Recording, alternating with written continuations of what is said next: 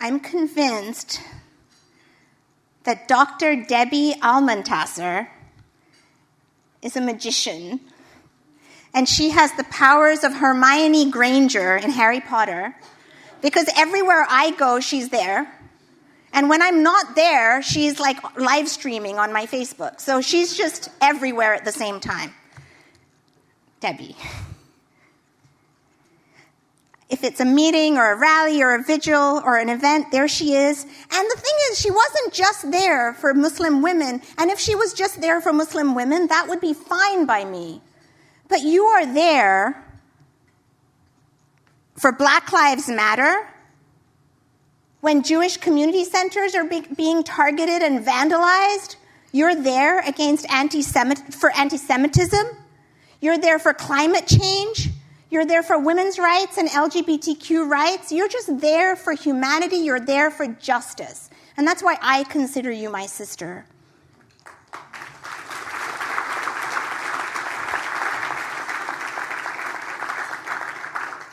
At a vigil that I organized for a Hindu, Srinivas Kuchibotla, who was murdered because he was mistaken for an Arab, not only did Debbie come and stay the whole night in the freezing cold, she live streamed that whole event for us. And it means we have the event documented, because of course we didn't do that. The crown jewel of Debbie's activism in these months was the Yemeni bodega strike in downtown Brooklyn.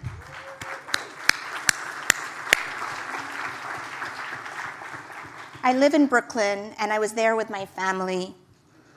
I'll leave it to Debbie to tell you more about that historic event. She was the mastermind and the architect behind that strike. But what I will say is that we all know, if we just think about it, we all know what an incredible act of courage and patriotism it is for 6,000 Arab American men from one of the countries targeted by the Muslim ban and the current anti-Islamic hate crimes that are going on, to sacrifice a day's earnings and come out into the streets to say, this is our home. Debbie has walked the path of justice for a very long time. The very first day I met Debbie was the Sunday after 9/11, when we were together. Women for Afghan Women was brand new. It was a baby organization. And Debbie and the baby Women for Afghan Women, the few of us, we marched down Atlantic Avenue in a march, a peace rally, and a vigil it was a march for justice and peace, and to hold up an interfaith unity in the days after 9/11. That was the day I met Debbie. And Debbie has marched with us on that path to justice from that day till this day. When I told Debbie that our women in Women for Afghan Women in the days after this election that we just went through wanted to join the Women's March in D.C., she was the one who said, I will come. I'll come and talk to your women. And she did come, and she bonded with us. She educated us. She empowered us and helped us prepare for that special day of solidarity in which our new slogan, Afghan Women Rising, was born. I'm so honored that we've been on this journey to justice with Dr. Debbie Almontaser for 16 years. And it is with deep love that I invite my sister to the stage.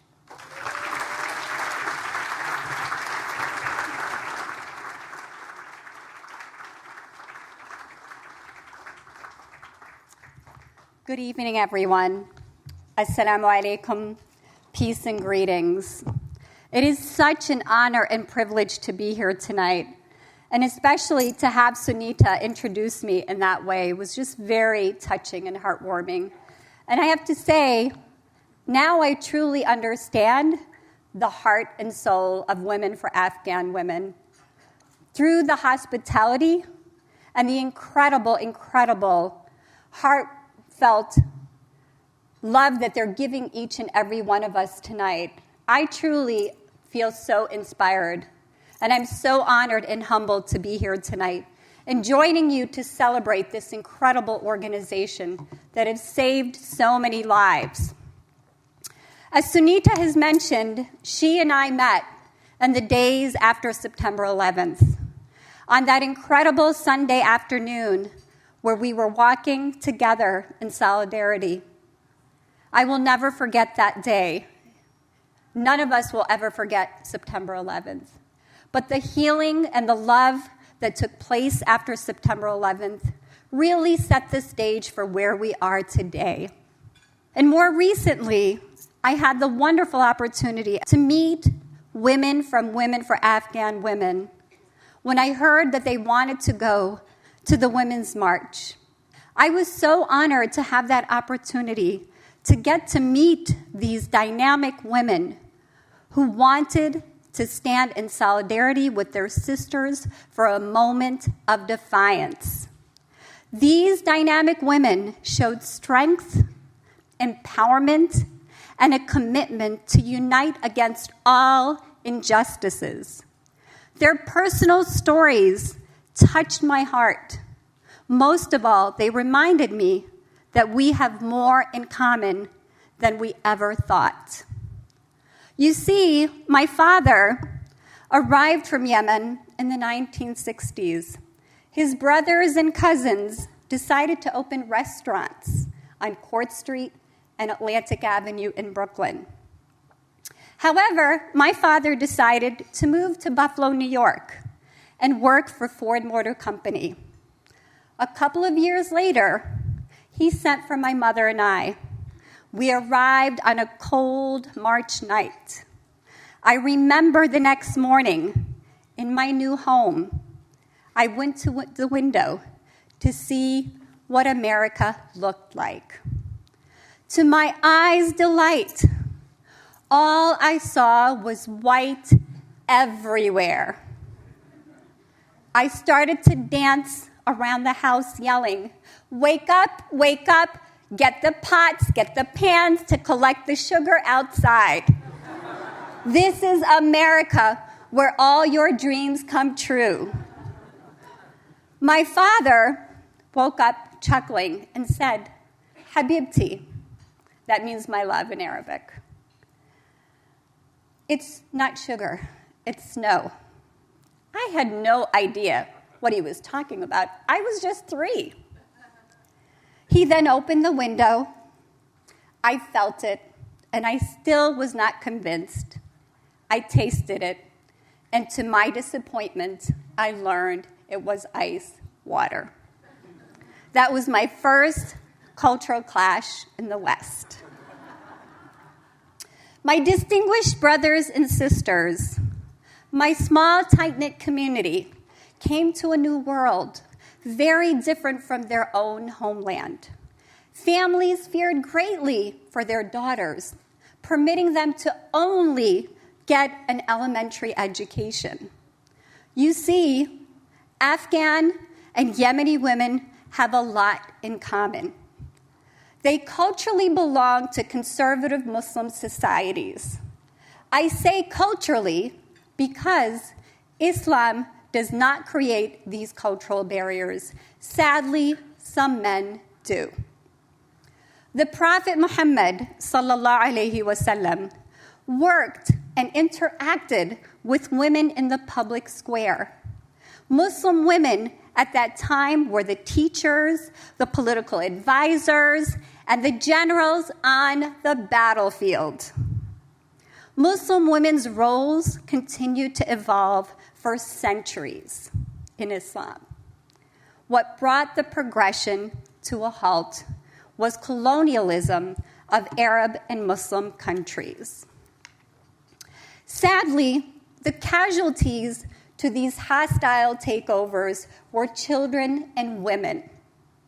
Men feared for their daughters and wives from rape and abduction, and that led them to shelter them from society. This trauma, brothers and sisters, disenfranchised Muslim women for decades. Now back to my father.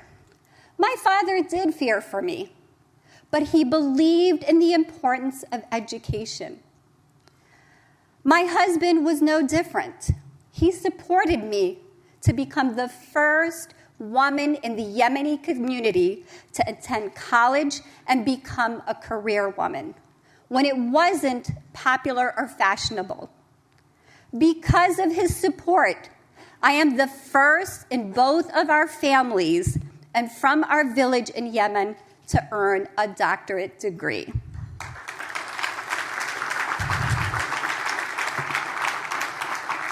Now, my sisters and brothers, young women in the Yemeni community are graduating from college and working in various professions.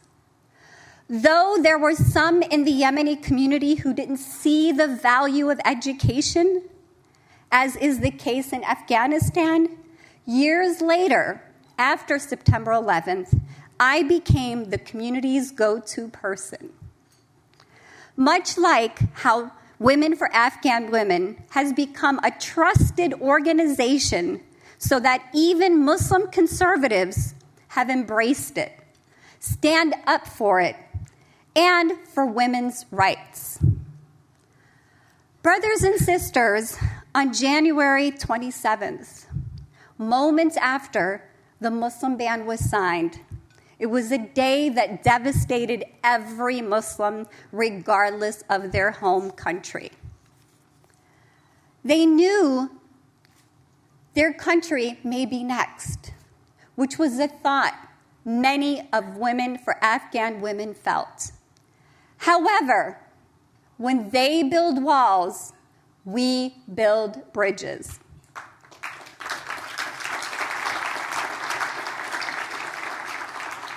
That same evening, Yemeni leaders began calling and texting me for answers. I simply had no answers, but I pulled myself together like everyone else that I knew who was feeling helpless and full of despair, and reassured them that we will get through this together. And I asked them to convene an emergency strategizing meeting on the Muslim ban the next day. I attended the meeting, and I was the only woman in attendance. Sadly, my sisters and brothers, this was due to the conservative cultural barriers Yemeni men and Yemeni professional women continue to deal with. In 2005, I helped found an organization called SEBA, the Association of Yemeni Americans, a nonprofit organization that is much like Women for Afghan Women. Sadly, in 2008, SEBA lost funding and folded a couple of years after I left to create the Khalil Gibran International Academy. My first opportunity to break this cultural barrier was with the Yemeni bodega strike. It would be a male-led effort on the outside, but it could not have happened without the support of Yemeni women. On the Monday after the Muslim ban, Yemeni merchants called me once again, saying to me they wanted to strike. The reason they wanted to strike was for the world to know they existed. And they wanted the world to know how they contribute day in and day out to this country. And they refused to live in the shadows. And when I asked them, when would you like to do this strike? They said to me, Thursday, which was February 2nd, which I said to them, are you crazy? That's 4 days away. But they were insistent, and I only felt a sense of social responsibility to help them. Right after our call, I called Brooklyn Borough President Eric Adams, and I said to him, Eric, I need your help. The Yemeni community wants to hold a strike and rally this Thursday, and Borough Hall is where Yemenis first arrived and built their lives through restaurants and stores. Every Yemeni knows Borough Hall as Barahol. To his surprise, he did not know this, and of course honored the opportunity to offer us Borough Hall to hold the rally. We worked day and night, and when the big day arrived, the bodega owners began to convene at 12:30 instead of 4:30. By 3 p.m., there were over 2,000 people. They were in the plaza, on the steps, and hanging, and I mean hanging, from the fringe dangling below the American flag. It was an incredible sight. By 5 p.m., there were over 6,000 people there. I was in tears to see my community in mass rising up against the Muslim ban. When they build walls, we build bridges. More importantly, that very day, on the steps of Borough Hall, the mic was equally occupied by Yemeni women's voices, a sound and image that chipped away at the decades of living in silos, similar to what Women for Afghan Women has done in the last 16 years. And today, it is a leading women's human rights organization and the largest women's organization in Afghanistan that deserves great support and praise. Since the Yemeni bodega strike, I have helped the bodega owners start the Yemeni American Merchants Association, a nonprofit organization to assist them and their families to make sure that they are well advocated for in the days and years to come.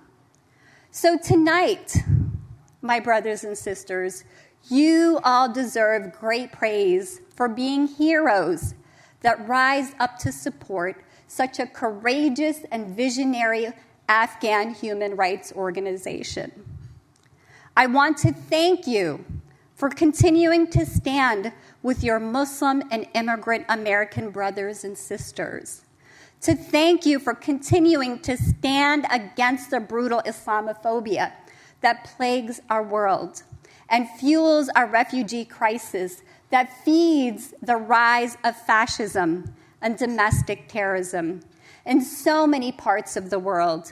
I want to thank you for being here, for supporting this organization, and for supporting the existence for each and every person who is Muslim and who deserves to be respected with the respect and dignity. So I thank you, I thank you, I thank you all very much, and I wish you a wonderful night.